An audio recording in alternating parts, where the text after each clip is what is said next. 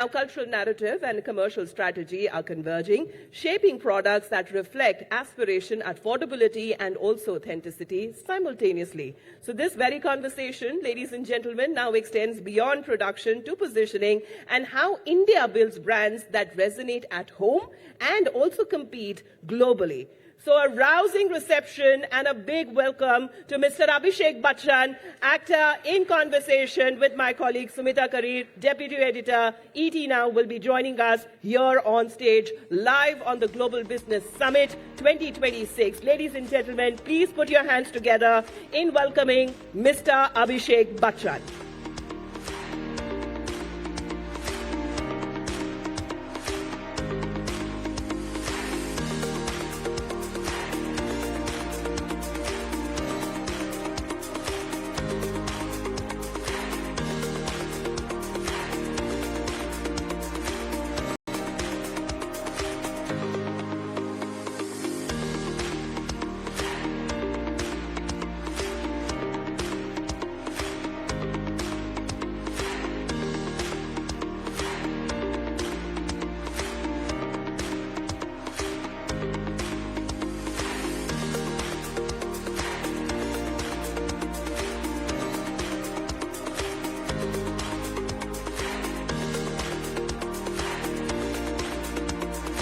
So Mr. Bachchan will be entering the hall any minute now, but this topic itself is going to be very interesting. We're going to talk about from Make in India to Build in India. And this is a very topic that also transpires what the issue at hand is. Because Make in India has now become the bigger initiative, and how India now builds brands that actually resonate both at home and also compete globally. So this is the moment there, of course, as far as a different perspective that we will be now gaining from the actor himself. Mr. Abhishek Bachchan is now joining us live on stage on Global Business Summit 2026. A rousing reception for Mr. Abhishek Bachchan as he joins us on stage. Ladies and gentlemen, Mr. Abhishek Bachchan right on stage.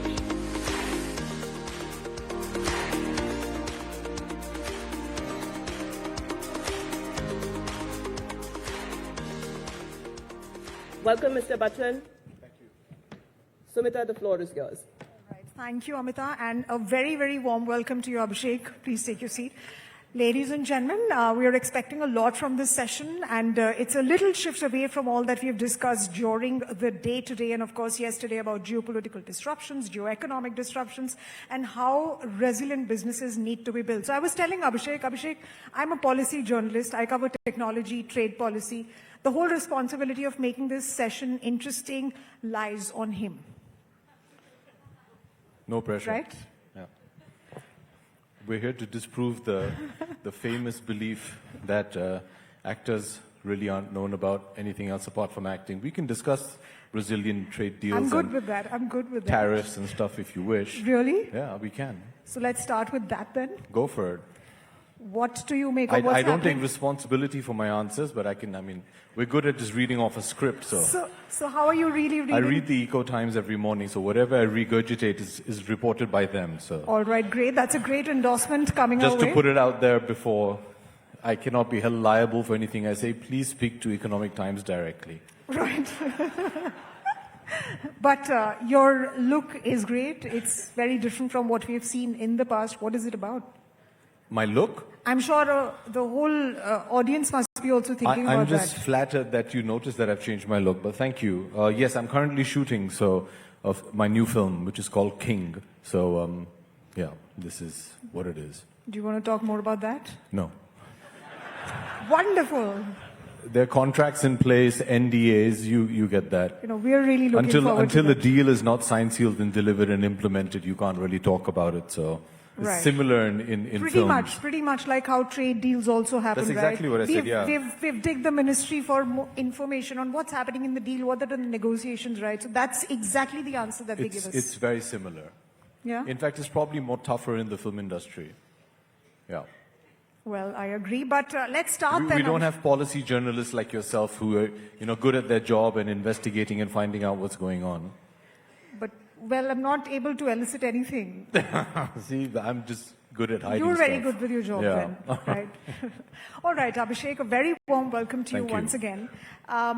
We're talking here about geopolitical disruptions and of course, policy shifts that we're seeing all across the globe. But you're also speaking of how Indian brands can now go global with the onset of entrepreneurship, with the kind of government support that we've gotten. You have also dabbled in entrepreneurship. You're investing in new age companies as well. You're investing in sports franchisees, and of course, films is already there. How do you manage all of that? How do you balance all of that? Wow, you just made me realize how tough it is, actually. Well, where there's a will, there's a way. It's something that I love doing, and you find time. You need, the wonderful people here, you need, 3 to 4 hours to sleep. It gives you a good 20-odd hours to finish your films and, follow your other interests. And then you have a great team that can, allocate your time. I think if you want to do something, then you just find a way to get it done.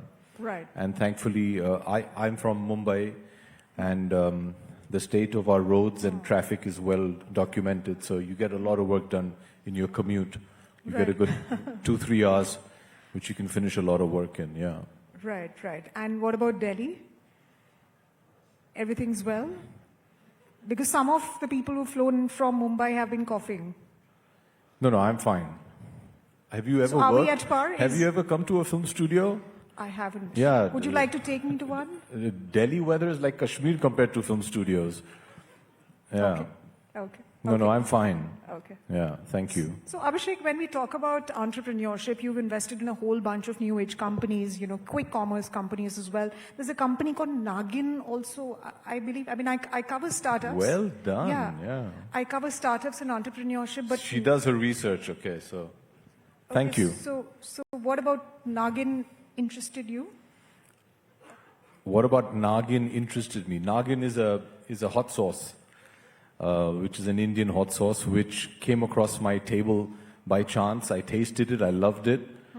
I used it a lot, and then I read the label. I contacted the people behind it. I said, guys, I love your product. Can I get involved?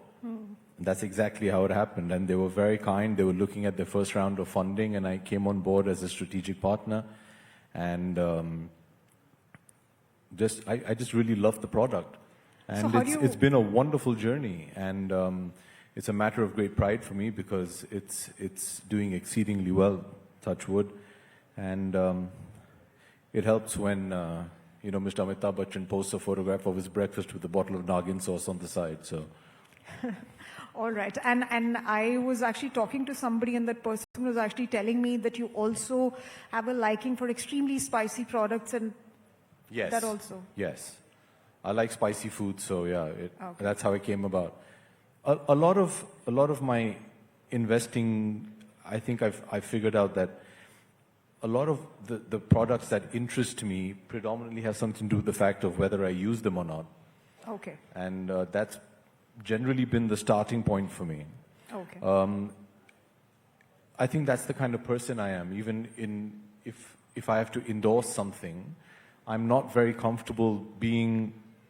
I understand as a film actor that it comes part and parcel with your job that you're a brand endorser. You go out there, you sell products. You leverage your celebrity to whatever degree. For me, I find it very uncomfortable and unnatural and almost deceitful if I don't actually use the product. So for me, my first criteria, if there was a proposal that came for me to be a brand ambassador, was, will I use the product if I don't already? 25 years, I still wear an Omega watch.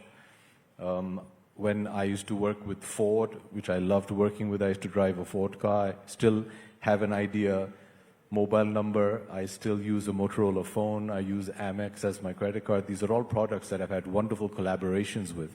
So for me, it has to be that. I feel it'll be dishonest of me to try and sell a product if I don't use it myself. That's an incredible philosophy, ladies and gentlemen. A huge, huge, loud round of applause for Abhishek for that. And it's very responsible as well that you're walking the talk, and that is something that... I think that's very important, and I think that's something we need to maybe lay a bit more emphasis on. I think there's a lot of white noise out there today because it's just so much information. We live in, the age of excess information. There's so much white noise. Things aren't really being curated in that sense. So why would somebody want to, if you're advertising a product, which I presume a lot of you do, what is setting you apart? What is differentiating you from your other people? It's what's your story. So as somebody who today is a seller, for example, what am I doing different that makes him believe that this is the product I should buy?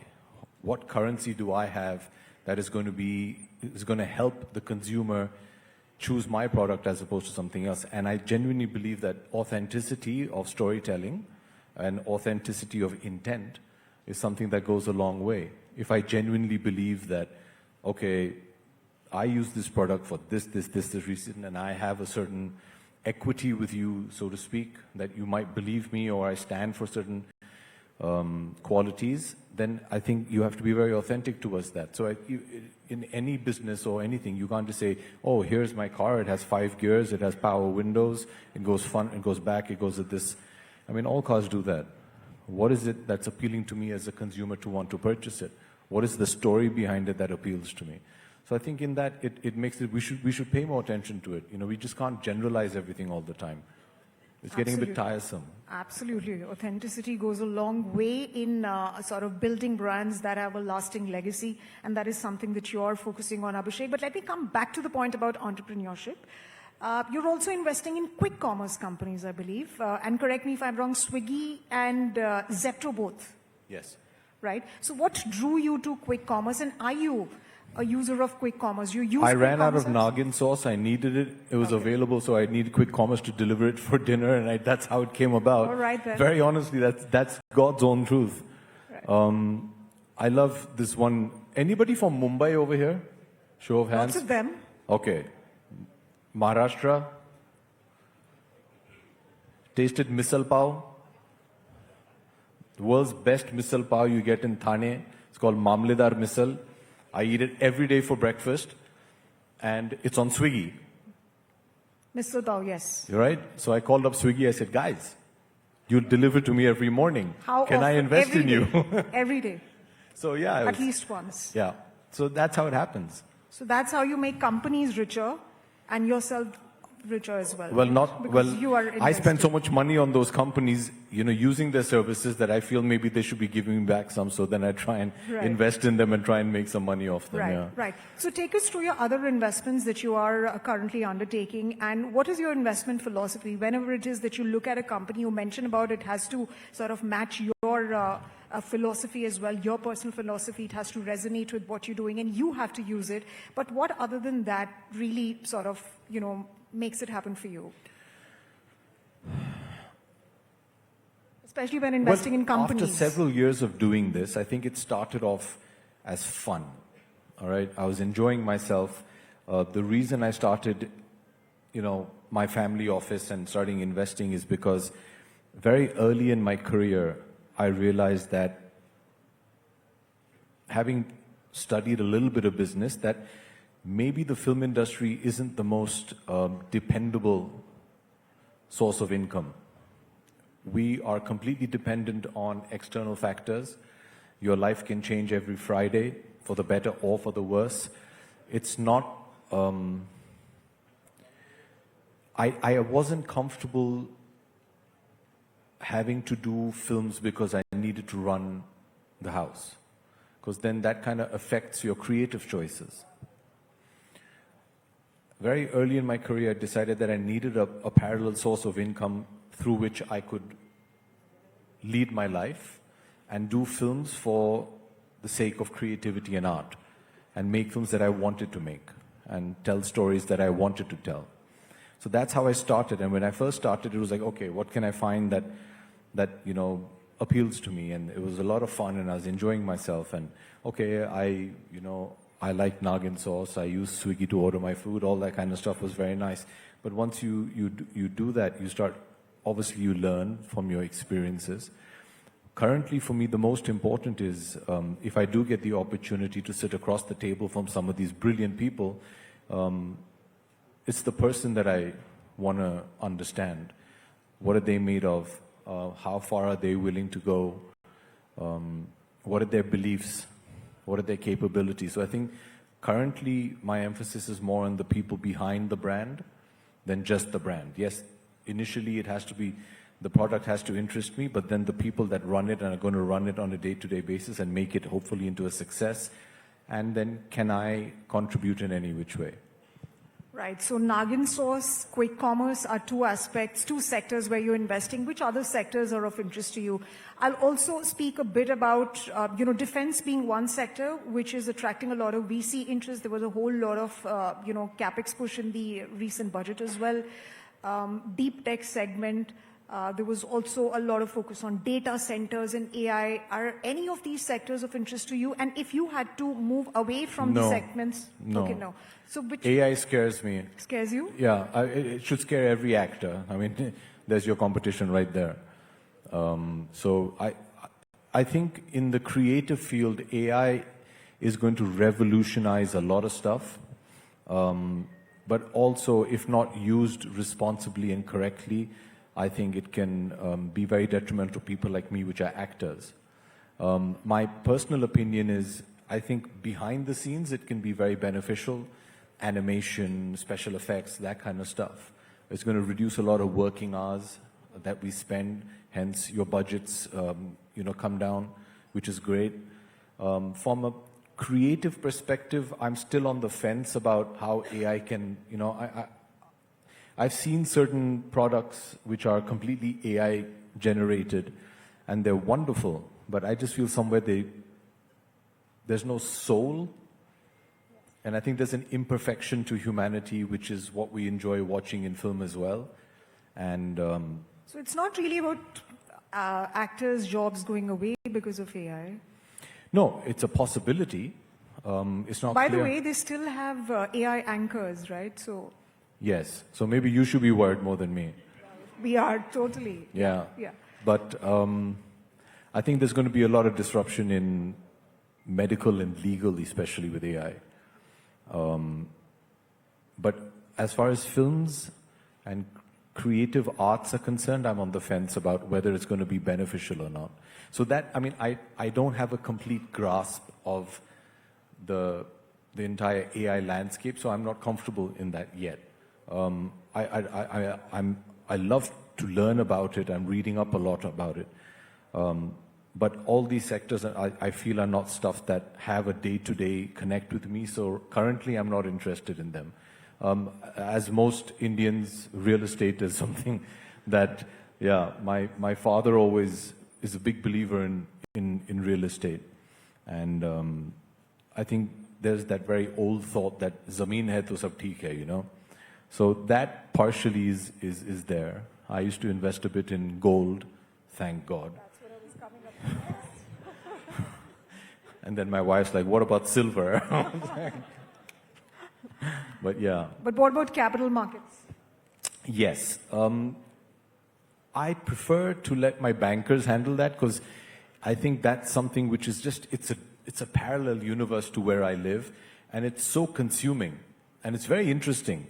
But if you're not dedicated to it, like literally 18 hours a day, I think you're going to have a tough time trying to be successful in it. I love to make movies on them, but I leave that to my bankers. I mean, I enjoy it to a certain extent. But I think as it is being a film actor, you're already playing with enough risk. So I allocate a very small part of my budget to that. All right. So capital markets, checkmark, gold checkmark, property, of course, you said, and of course now startups as well. But Abhishek, talking about Make in India and making for the world, well, that's the Prime Minister's mission. India has been in mission mode, especially when it comes to manufacturing. Different sectors are also sort of gearing up to build for the world. What about the movie industry, and how do you really see that trajectory going? For example, if you see the Korean film industry, right? I mean, the Korean shows, etc., they have really taken the internet by storm. What exactly do you think the Indian film industry at this point needs to do to sort of, reach that level? We are already being appreciated. Okay. Nothing. What does that mean? We're the biggest film industry in the world. Yeah. And I'm not saying this from arrogance. This is data. It's a very interesting question because we always talk about, like you just said, the Korean television and film industry, which do unbelievably amazing work. But let's look at the numbers. What is their viewership? What are those numbers? They'll pale in comparison to Indians going to movies. So we have the numbers already. So what kind of numbers are you trying to achieve to become that fad? I don't think we want to be a fad. We are the largest film industry in the world. We make close to 1,000 films a year, let alone countless streaming products. Our population is the largest in the world currently. Internet users, thereby showing that we have access to digital content, is, I would guess, possibly the highest in the world, if not the second highest. Our numbers are just so large that I think it's erroneous for us to say, oh, when are we going to become like, when are we going to create our Squid Game? We make Dhurandhar. Yes. Look at the numbers. You look at the amount of tickets sold. That's going to outshine any other show, any other movie. So it's a matter of numbers. I think the most important thing in art or in cinema is you have to be true to yourself. I remember growing up, when I was in college, there was a wonderful film called Crouching Tiger, Hidden Dragon that came out. It's a Chinese film, and it went crazy worldwide. And it just took Chinese cinema and, you know, their wonderful storytelling to the West. What was wonderful about it is they never tried to cater to the Western market. They were very true to who they were. I think the minute we compromise our Indianness, I think we lose out, because they've already got their own cinema. If you're looking at capturing the West, be it Europe or America, which are very unique, I mean, they're very unique consuming patterns for their cinema as well. But say, if we're talking about Hollywood, you want to go there because that's the biggest numbers. They've already got movies that cater to their sensibility. Why did they like RRR? Because we were so unabashedly Indian about it.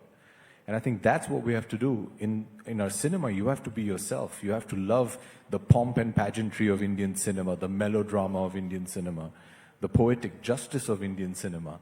And I think that's what we have to take to the world, and that's what's going to set you apart.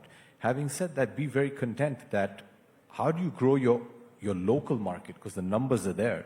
You can't ignore India today. We're a force to be reckoned with in every sphere. You know, if you see, I think it's wonderful. I just thought of this. I read this wonderful word, innovation. Have you heard that? I read it a couple of weeks ago. I was reading an essay somewhere, and innovation is innovation for India. The world is innovating for India because now they realize that, you know, we need to cater to them as well. You know, I mean, we're in an amazing market. We're in an amazing country. You look at somebody as, you know, as great as Mr. Tata, who wanted to make the world's cheapest car for 1 lakh, but he owns Jaguar and Range Rover as well. You know, it's amazing. This is the country we live in. This is who we are. And you see McDonald's comes to India and we don't eat burgers. We eat a aloo tikki burger or something. You know, they're innovating for the Indian palate, for the Indian consumer. So I don't think we should not try and lose who we are, especially in cinema, but even in business. I think the Indianness is what's appealing to the world today. And let's not forget, 1 out of every 6, 7 people on earth is an Indian. So, I mean, those aren't bad odds, right, as a market?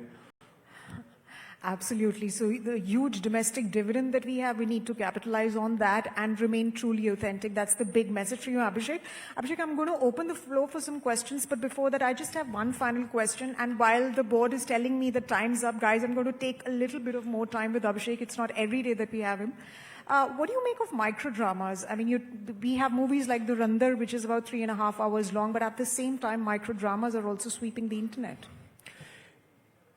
It's the new frontier, but I think it's going to have to develop its own industry and ecosystem. I don't think we should try and cross paths. It has to be something that's built uniquely on its own merit from the ground up. It'll have to be a completely different vertical to cinema, to OTT platforms. I don't think it would be prudent for film actors to be trying to do micro dramas now, because you're standing for two separate things.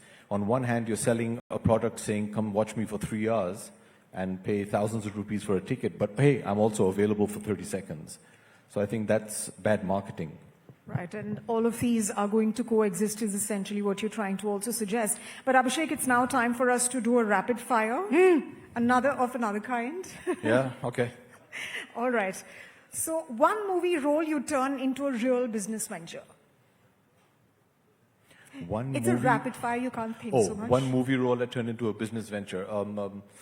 We're in Delhi, right? Sarkar. Okay. If your life were a startup, what would be its tagline? If your life can become a tagline, then it's not worth living. Yeah, you should have, yeah.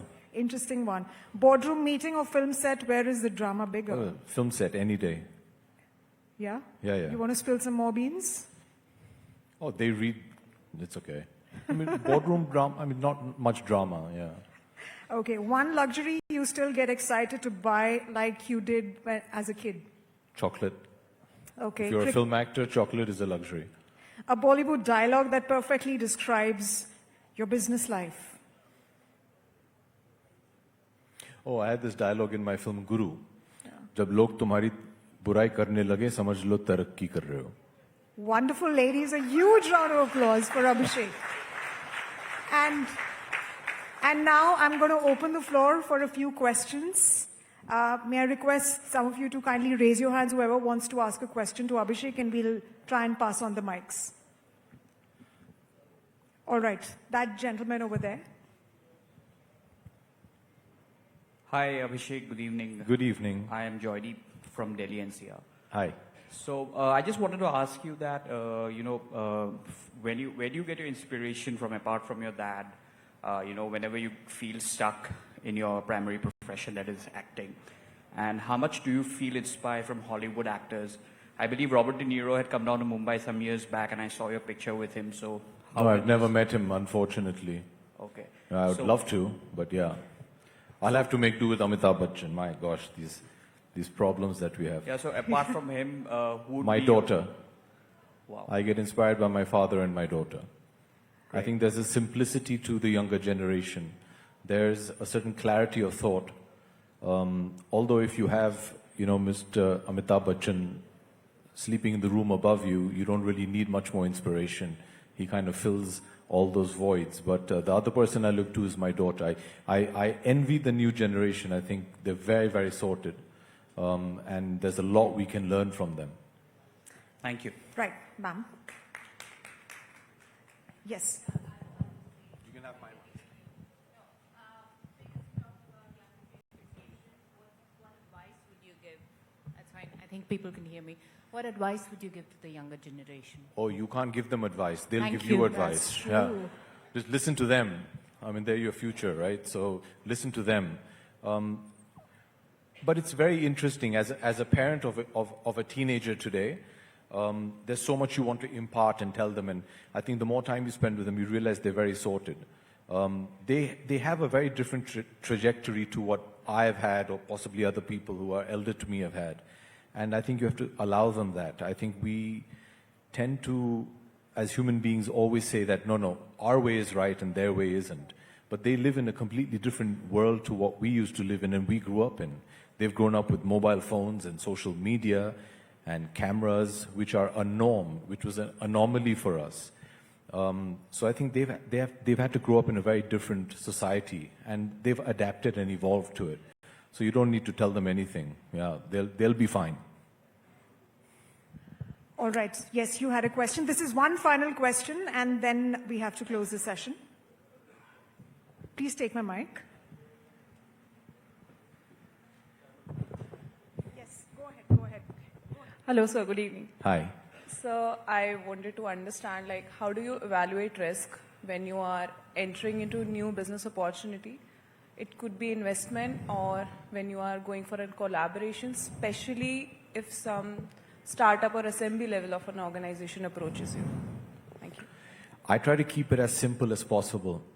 And what I've learned in my 15, 20 years odd of investing in businesses is, please, is keep it as simple as possible. I think the more people you talk to, the more confused you're going to get.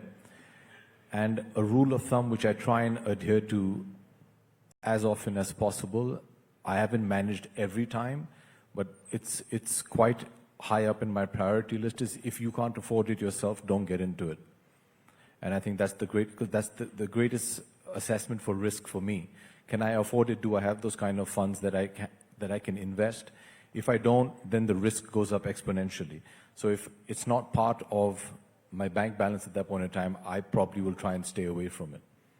All right. Abhishek, there is one final question, Yes, and I please. assure you of that. I'm very happy to stay here. The next guest might not like it, but I'm very happy to carry on. Hi, talking. Abhishek. Hi. My question is a little bit different on that. Usually, all the actors, all those people over there, they come and become a producer or director on those kind of a setup. You started a new trend over there. The things are changing so fast. You become a kind of a owner of one organization which is playing over the kabaddi and all. Now we are talking about the business things and all. This is a new trend setting. We all saw the films are earlier like few crores, a few things, Silver Jubilee and all. Now the times are changed. How do you feel so these things are in a future generation over there, take it over there? Wow, that's a great question. I've never looked upon it like that. I'm sure there have been many of my predecessors who are wonderful business people as well, and they've all done wonderful work. For me, it's just what interested me. I'm very passionate about sport. Thank you for asking about my sports ventures. I've always played sport. I've always had this dream to want to contribute to Indian sport in some manner. My sporting journey started with Kabaddi and the Pro Kabaddi League, in which I owned the Jaipur Pink Panthers. Then came football. I grew up in a British boarding school, so football was part of life. And I co-own Chennai NFC, which plays out of Chennai in the Indian Super League. We then invested in a new kind of cricket league called ISPL, which is the Indian Street Premier League, which is gully cricket with tennis balls. This is our third season. And later this year in August, we launched the ETPL, which is the European T20 Premier League, which I'm one of the founders of. So enough of running a team that's too much stress. So now we're bringing T20 cricket to Europe, and it's owned by 4 Indians. And I think that's just wonderful. So make in India and take it back to them. Yeah. So I really enjoy it. It's something that I loved doing. I love making films. I'm looking forward to flying back to Mumbai tomorrow morning, heading straight onto set. I love it. That's my happy place. But I also enjoy sports. I enjoy my investments. I'm very impatient. And I tend to get bored. We were discussing this backstage. I tend to get bored very fast. So it's just, these are things, and I feel I have the opportunity. God has given me this opportunity to do it. So I think it will be wrong of me not to avail of it. But I see a lot of the younger actors as well who are spreading their risk, so to speak. They're not depending entirely on being an actor. They're very happy producing films, developing films, doing other businesses. And I think there's a renewed confidence in young India today, where we don't feel like we should just stay in one lane. And I love that. I think that's so exciting. So I think you'll see a lot more of that going forward. All right. Thank you, buddy. Give you. my regards to your dad. I will. Thank you. right. Anji.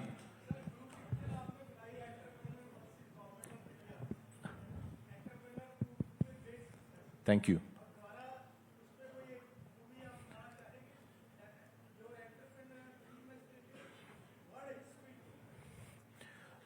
गुरु के बारे में sir वो तो 2007 में बना दी थी हम लोग ने अभी उसका अभी गुरु is not the kind of film Would that you like to make a movie on your entrepreneurial journey? no I'd rather somebody else make it. Yeah. Ji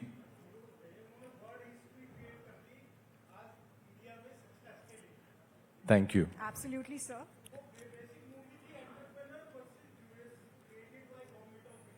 No, नहीं मैं ऐसे नहीं देखता हूं मैं उसे देखता हूं गुरु picture was the Triumph of the human spirit उसमें गुरुकांत देसाई का एक डायलॉग है वो बोलते हैं मुझे ना शब्द सुनाई नहीं देता है that for me that is what the movie stood for, you know, the unrelenting spirit of an entrepreneur.